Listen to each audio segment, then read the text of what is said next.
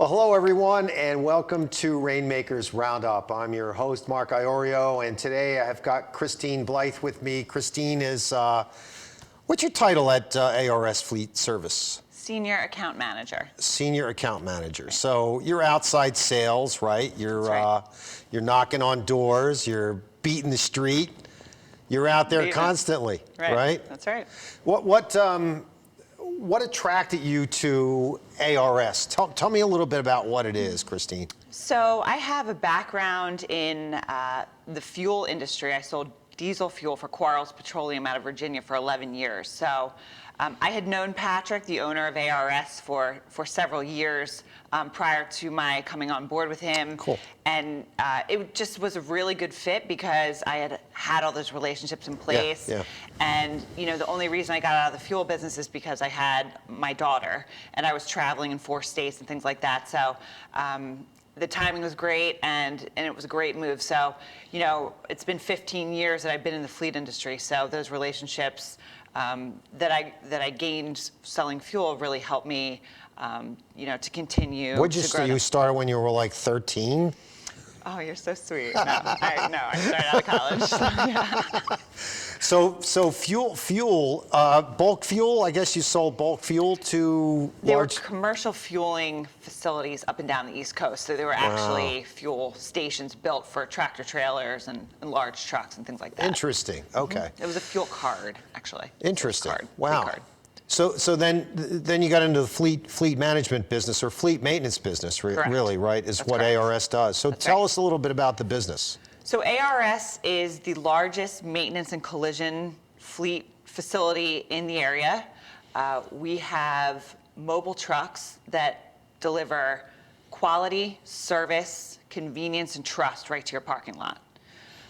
The mobile trucks actually come on site and do all the maintenance repair work right on your property, which you know, you don't even realize how much downtime that saves, employee time running to shops and things like that. So our goal is to eliminate downtime and really bring, you know, the service right to you, and obviously that saves. So fleets, from how large would a fleet be? I mean, 500 to 500 vehicles. Really? So, you know, we have large Comcast and Amazon and customers like that, down to a roofer with 5 trucks. Oh my gosh! So huge, vast array of fleet clients that we service. And the how extensive are the repairs on site? You're doing everything? We are doing almost everything the shop can do, minus, you know, huge transmission engine jobs or things that might delay, you know, we have to order parts and that might take a while. But other than that, electrical issues, tires, brakes, you know, anything, anything we can do right there, right on the job site, right in your parking lot. Wow, so that's great. So now, who are you calling on? What sort of organizations are you calling on? You said 500 to 500 vehicles? And more, I'm sure, if they're larger. Distribution, transportation, HVAC, electrical, contractors, concrete. I mean, really, you know, and we also work on off-road equipment. So it's vehicles and equipment. So a lot of companies have, you know, large pieces of equipment on jobs. They can't transport them very easily and things like that. So we really, you know, bring a lot of value. So your database has got to be gigantic. I mean, it's got to be huge because there's a million HVAC companies, plumbing companies out there that have, you know, smaller fleets, and then you look at some of the larger companies that, like you mentioned, Comcast and Amazon. There must be. How big's your territory? You wouldn't even believe how many fleets are out there. Oh, yeah. We do a 60-mile radius around Newcastle, Delaware, where we're based out of. So, you know, pretty much the whole Philadelphia region, South Jersey, a little bit into Maryland, a good portion of Delaware, good portion of Pennsylvania. Okay, so Newcastle. I mean, you're not up in Mercer County, but you're probably down in Burlington, and you know. Okay. Right. So You got to have some sort of passion for doing what you do. This is pretty cool. I mean, first of all, I mean, you know, you're in probably is it a male-dominated business mostly? Absolutely. Yeah. So how's that been? I mean, in terms of you working in my wife does the same thing. I mean, she works in HVAC. Nice. Right. So she's been in HVAC for 23 years or something, and it's on the service side. Right, so she's out there knocking on doors for service contracts. But it's a male-dominated business, and Definitely. you got to, deal with that. How's that been for you? I find people in this industry are very easy to talk to. They're down to earth, and it's just really a matter of connecting with the right people. And that's the goal for every salesperson, I think. Exactly. But I find passion, within. I mean, it's in my blood. It's in my DNA. It's in my bones. Both of my grandfathers were amazing salespeople. My dad, my brother, my father-in-law, all master salesmen. Wow. So it's been around me. It's a very natural thing for me. I love connecting with people. Yeah. I love connecting people. I love meeting people. Sales is something that is, it's always been there. I've sold candy bars when I was 6 years old, door to door. It's always just something that's just been very natural for me. That's cool. That's cool. Absolutely. When you think of, I know you've got the greatest salesman in the world from Og Mandino. That book it's a classic, right? It's the best. It is. But a lot of times people don't realize that this profession that you're in, I'm in, sales, marketing, takes as much work as it does to be a super IT person or a technologist or, in the case of maybe your business, a mechanic, right? Mm-hmm. What do you say to people that they wonder, oh, you're just a salesperson, you're out there knocking on doors, pushing your product or your service or whatever? Yeah. I once had a previous employer say to me that sales is the easiest and hardest job in the world. It is. Yeah. And it is. It's absolutely the truth. I mean, you have to be persistent, and that's what I love about Og Mandino. I mean, he really, in the scrolls, he talks about being persistent, actions, emotions, bathing in good habits so the bad ones drown. It's an everyday, you can't get knocked down. You can't let negativity weigh you down. You just have to law of averages, and you have to move on. If this person isn't a good fit, next, it just has to be this thing where you have to be persistent and you have to have thick skin. Yeah. You have to be able to get out there and not let the beat downs, drag you down. Yeah, right. Drag you down. Right. When you said that your granddads, both grandfathers were salespeople in sales, your father-in-law, the people in your family, it reminded me a little bit of that really funny scene in My Cousin Vinny when Marissa Tomei was up on the stand and she said, my uncle was a mechanic, my father was a mechanic, my uncle's brother was a mechanic, everybody. But it's something you really learn, right? You learn that profession. Right. And one of the questions that I'd like to ask but I know the answer to already is, what prepared you to do what you're doing? What's that career path been like for you? I mean, when you went to college, did you think that's what you were going to do when you came out of school? I kind of thought I wanted to do advertising, marketing. I have a creative side to me, so I was always interested in that kind of thing. But I always knew I wanted to work, with people. I'm a very social person by nature, so I didn't realize in college that sales was absolutely my path. I just didn't know enough about it, but it became clear very quickly. Yeah, very quickly. How did you get into when you graduated from school? How did you get into the petroleum business? What was that like? Headhunter. Oh, really? A headhunter got me the job, and before that I worked for ATX Communications out of King of Prussia, which was a fantastic organization, fantastic people there. But it was a headhunter, and it was just such a unique thing. Yeah. And the transportation is so necessary for business. It's something that's very overlooked. Yeah. But without delivering of goods, delivering of employees to job sites. I mean, being able to rely on vehicles is really something that's super important. It's critical. How have you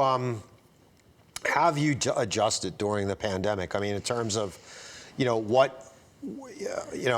look, there haven't been a lot of face-to-face meetings. Right. Let's face it, and. I'm sure transportation's been down a little bit, but absolutely. Right, but going out and dealing with these fleets, has that changed much? I think every salesperson and a lot of people can agree that the pandemic has woken you up to, more Zoom meetings, less windshield time, how easily you can connect with someone very quickly virtually. I mean, that's amazing. But for me, the pandemic has really just been an opportunity to fill up my gratitude cup a little bit more, because you don't know what tomorrow's going to bring. And, really just to live in the moment every day and appreciate every day. And that's Ogmandino, just to live each day as if it's my last. Yeah. And, to treat people with love and to be kind. To be a kind person. Yeah. Because who knows what's going to happen tomorrow? I mean, this virus has been a crazy thing, and it's just, it has. Nobody saw it coming. Yeah. Nobody knows what's going to happen moving forward. I mean, it's just so unknown. So, I think it really is important to kind of dig deep and appreciate the right now. Yeah, I couldn't agree with you more. There was there's a freshman congressman who came in he was just elected in Louisiana, 41 years old. He got COVID 2 or 3 days ago, and he passed away last night. God, that's awful. So you think about that. You think about how grateful and blessed we are to have the life that we have, right? And that's the thing I really enjoy about people like you, Christine. Like you're genuine. People are attracted to you because you care about them, right? It's not about the sale. I mean, right. I don't know if Ogmandino talks about this, but you build those relationships, that rapport with people. Right. The money shows up. Absolutely. Don't worry about the money. Right. The money will come. Absolutely. Right? Couldn't agree more. Yeah. So during the pandemic, I mean, what have you done in terms of getting out there? And you've got to have that fine line. Right. Like, I don't want to go too far here, and I have to respect people. I definitely agree. I've actually been on the road since May 4th, which is very rare in what I'm seeing. Yeah. So my approach has been, from an outside perspective. Like I try to catch people in parking lots, socially distanced, masks, things like that. Sure. But maybe I'll peek in a warehouse, like very outside kind of. So I've done that, but. I think it's really been a time to reconnect with a lot of people and to find ways to help others, because the most successful people that I've seen, especially recently, I mean, I'm in a huge network of people that, the go-givers, the ones that absolutely. give. Yeah. The ones that, and if you have the mentality that you're going to help other people and you're going to connect other people and you're going to make introductions, then you're going to be successful. The money's going to come, the sales are going to come. I mean, that's not, like you said, people buy from people they like. It's the relationship. Yeah. So you really want to, try to connect with as many people as you can and look for ways to help them. And, I can't believe very recently some amazing people have come into my life through the pandemic, through networking with this mentality. How do I help you? I agree. I couldn't agree more. I think, even the gentleman, Jeff Platt, that introduced us, right.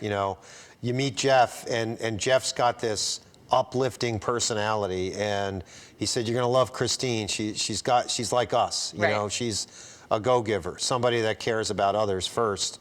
And I talk to my wife about that all the time. How much do you give? You give. And sometimes you don't get in return, but that's okay. That's okay. We're going to have to take a quick commercial break. Okay. We'll come back with more from Christine Blithe after a message from our sponsors. Don't go away.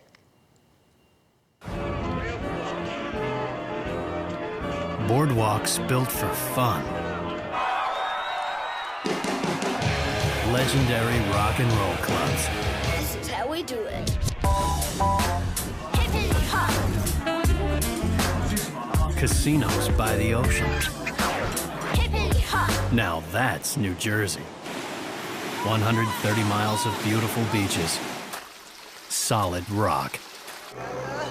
And everything in between. Look in the window. Now that's New Jersey. Plan your New Jersey trip at visitnj.org. Waves of fun. Nights of excitement. And a trail of memories. Now that's New Jersey.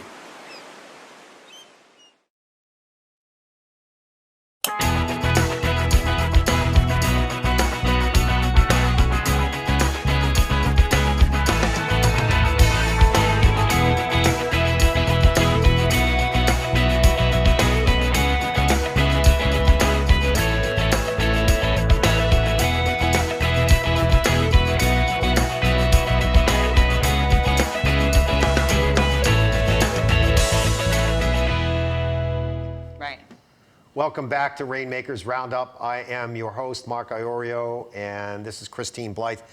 Christine is Senior Account Manager at ARS Fleet Service, Newcastle, Delaware, but pretty big territory, like 60 square mile or 60 mile radius. Yeah. Correct. How many account managers are there at One. One, and it's you. Yes. You're out there. That's correct.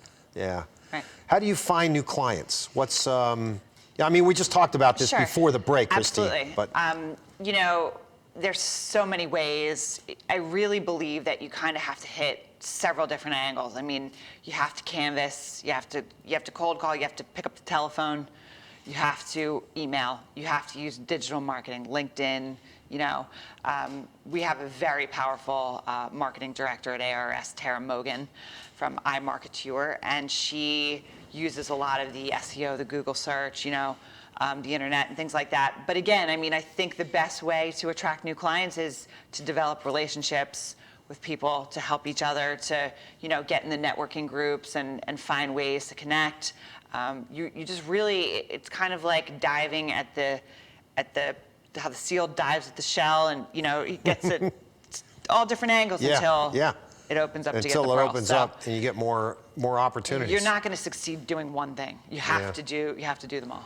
And the networking too. I mean, in the in-person networking, it's all of it. Well, I mean, I think, you know, you and I have been in, you know, we're kind of in the same circle of people, network, Right. you know, the network of Absolutely. people that we, as Bob Berg from the Go Giver, he's been on, Oh, wow. he's been on shows That's here. cool. Yeah. And there are people like us, like you and I, who really believe in that concept, truly believe in that Truly. concept. There are people that talk about being givers, but they're, you know, they're more, well, I don't want to sound negative, but they're just not, there's no reciprocity there. Our group, the friends that we have, the network that we are in, they care about other people. That's They right. want to sincerely help other people. That's right. And that's what you want to be around. You want to be around people like that, because the first thing I thought of is when you said 5 to 500, you know, vehicles in a fleet. Right. My mind immediately went to, I've got friends that have like HVAC companies, you know, that could use your That's service. amazing. Now, I appreciate that. you're welcome. I mean, they're up in Mercer County, Right. but you know, maybe that works for you. But I just look at this whole pandemic, Christine, and what it's meant to us to sit back and say, look, I'm grateful for the things that I have. And there's certain things that are not as important as I thought they were. Going forward, how has this pandemic sort of affected your future and the way you look at 2021? What are you going to do differently? I think the biggest thing would be to cut down on the in-person coffee meetings and things like that. You know, you really look back and you realize how much windshield time. I mean, you know, you meet somebody for coffee at 10 a.m. that might be 45 minutes away, and all of a sudden that's half the day. Yeah. Where you accomplish the exact same thing over, you know, one of the digital platforms and 30 minutes, and then, you know, look at all that time. So really, you know, reorganizing time management. Yeah, sure. You know, and figuring out better ways to make the most use of your time. I Yeah, would say of course. has been really eye-opening. Hasn't it? It really has. It has. I mean, I say that all the time. I mean, the other thing about Zoom, and you know, there's other platforms, Right, of Teams, course. and all that Yeah, stuff. right? sure. But the one thing about these digital platforms is that you kind of get into business pretty quickly Right. when you're on the call, Right. because you've got a 30-minute window or Right. whatever it is. And you know, how are the kids? Great. Move to the next thing. Right. How's your son? You know? Right. Is he doing better? He's good. Good. Thank you. You're in person and you're like, there's probably 15 or 20 minutes of downtime or talk time before you even get into the business. Exactly. You know? Right. Wonderful. I think you're right. And I think you accomplish more, There's no question about that. right? There's no Yeah, question about that. yeah. You're focused. You're not driving all over the place. Yeah. You know? Let's go back to when you started, right? Sitting here, you're talking to a Christine Collins, before the Blythe, before the marriage. Right. What advice would you give to a 22 or 23-year-old version of you as you're coming into the business? Be decisive, be courageous, don't sweat the small stuff. Really invest in your health. Bathe in good habits. Really try to, be a leader. Make good decisions. Really just enjoy life. Be a positive, happy person. Don't let small things weigh you down. There's just no time for that, because again, nothing is promised, and it really is. Life is short when you look back, and you really want to invest in yourself every day. Wow, that's pretty good. That's Thank pretty you. profound. I Appreciate love that. Appreciate that. Man, if you can live that and Easier said than capture done, that, right? it is. Yeah, It it is. is. But that's the positivity that we're looking for in our fellow humans, right? Our fellow people out there that we want to deal with on a regular basis. Right. It sounds so simple, but it really is. I mean, even keeping ourselves healthy mentally and physically and spiritually and all of that. I mean, it's critical. Thanks. So where do you find inspiration? Where does that come from? They're everywhere, really. There's so many places. My incredible mother has always been my biggest source of inspiration. Yeah. She is an English and public speaking teacher. Wow. So she has influenced so many students, and countless, people have come back, and I'm just so fortunate that she has taught me the power of communication. Yeah. As of the last 5 years, my 3 and 5-year-old are huge inspirational I'll bet. motivators for me. Yeah. They're sweet little. So angelic 5-year-old faces. daughters, And 3-year-old son. Okay, Right. cool. Yes. And of course, my fearless boss and leader, Patrick Connell, an incredible source of inspiration. He has that servant leadership style. Sure. Very invested in the community, very passionate about, making sure every employee is set and happy, and their family's good and things like that. He's very passionate about causes that are important to him, veterans, cancer research, things of that nature. Patrick does a barbecue every Wednesday for the entire staff, as well as customers, as well as maybe some random homeless people that walked Wow. in. I mean, it is so impressive, and he's been doing that for years. Every Wednesday, he's actually brought the barbecue to other customers' parking lots and things like that. He's very big into feeding the homeless. Wow. He's partnered with James Parker out of Newcastle that brings trucks in and picks up food from the grocery store and gives it to the homeless. So just a lot of passion for serving others.